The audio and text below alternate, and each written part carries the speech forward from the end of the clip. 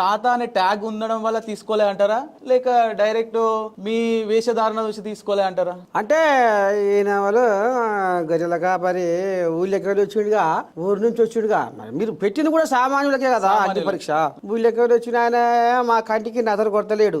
బైరి గాజులు లేవు, రైగా చేతులు లేవు, చెప్పరా నీ సోకులు వచ్చేనయ్యా. ఇప్పుడు పెయి నిండా వస్త్రాలు, చెయ్యి నిండా గాజులు, మేలుగా ఆనాడు ఉంచారయ్యా. బైరి గాజులు లేవు, రైగా చేతులు లేవు, చెప్పరా నీ సోకులు వచ్చేనయ్యా. వాళ్ళకు పొచ్చి పొచ్చిలు ఆవులు వేసుకొని, సినిగిపోయిన పయాంట్లు వేసుకొని ఆ రకంగా వాళ్ళు బమ చూపించారు. అదే నిజంగా ఒక గొర్రెల కాపరి ఒక తాతల ముత్తాతల కాలాన్ని మళ్ళా ఈయన ఈ వేషధారంలో కనబడుతున్నాడు. ఆ జ్ఞాపకాలని ఆ రోజులని గుర్తు చేస్తున్నాడు.